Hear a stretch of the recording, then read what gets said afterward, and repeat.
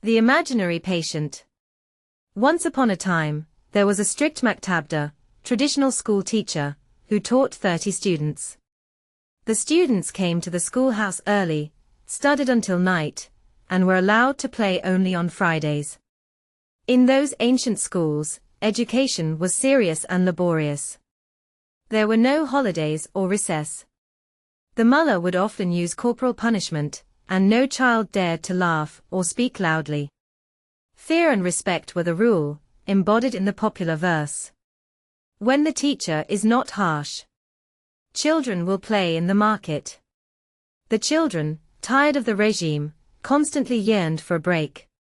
One morning, a student from the mullah's maktab saw students from the nearby sheikh's maktab playing in the alley. "Why aren't you at school?" he asked. "The sheikh is sick," they replied. "The school is closed for 3 or 4 days." The news quickly reached the other students. "How lucky," they complained. "But our mullah sits here like a rock, and we never get a day off." One mischievous child spoke up. "If you listen to me, I can make sure we close the school for a few days, too." "How?" the others cried. "We will make the mullah sick with suggestion and imagination," he explained. "We must all cooperate and speak in unison. Today, we'll study very well to please him. Tonight, we will arrange the plan." That day, the mullah was delighted by their diligence. That night, the children agreed on their strategy. They would enter one by one the next morning and tell the mullah that he looked pale, unwell, and must be developing a sickness. The power of suggestion. The next morning, the children began their plan. Child 1, "Mr. Mullah, God forbid, why are you so pale? Are you unwell?" The mullah dismissed it. "No, go sit down." But he paused, wondering. "Pale. Child 2, "Master, you truly don't look well today. You are very pale." The mullah took out a mirror, but saw nothing. Yet, he felt uneasy. Children don't talk like this for no reason. Child 3, "Mr. Teacher, have you caught a cold? I hope your ailment is relieved soon." The mullah started to believe them. "Yes," he conceded, "I have a slight cold. It's nothing." Child 4, "You look very pale and unwell. My father became like this yesterday, and his head ached, and he slept all day in bed." "I don't know," the mullah sighed. "I'm tired, a little unwell, but it's nothing." Gradually, the mullah began to think about a headache and imagined that his head ached slightly. Child 5, "Oh dear, Mr. Teacher, why has your color become so white? The doctor ordered rest for my brother who was sick yesterday, and he got well." The mullah was now truly convinced he was unwell.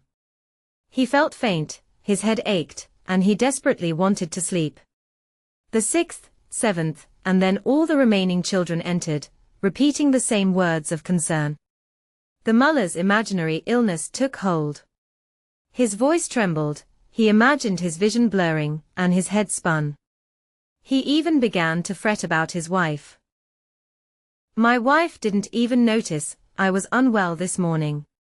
How indifferent." He stood up, pulled his cloak over his head, and stumbled into his adjacent room. He blamed his wife. "Don't you see the state I'm in?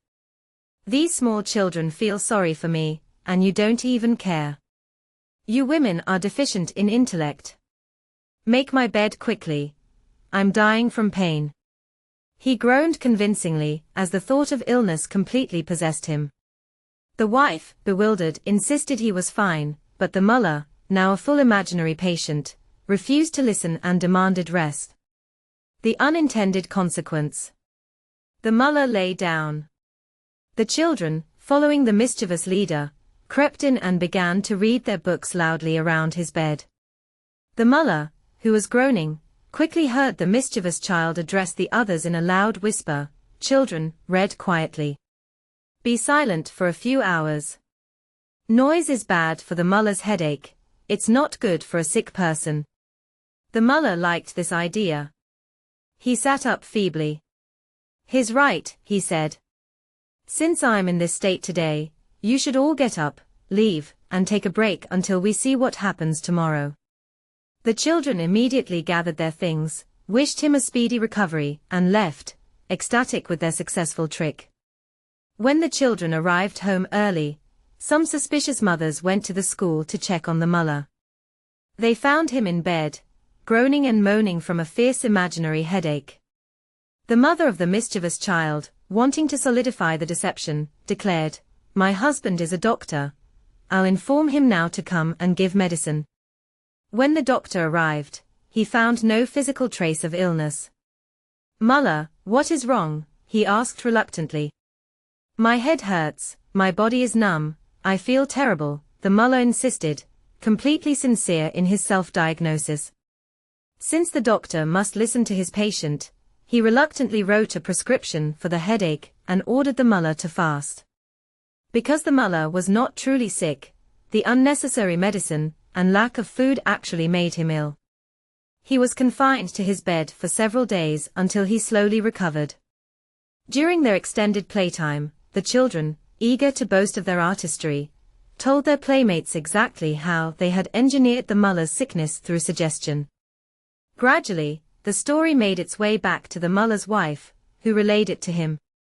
The mullah finally understood that he had been deceived by imagination, and then made genuinely sick by the unnecessary medicine. From that day on, the mullah, fearful of the power of suggestion, never closed the school again, even when he was genuinely ill. He would appoint a temporary replacement. The trick of the mischievous children had ultimately ended their long-term hope for easy holidays.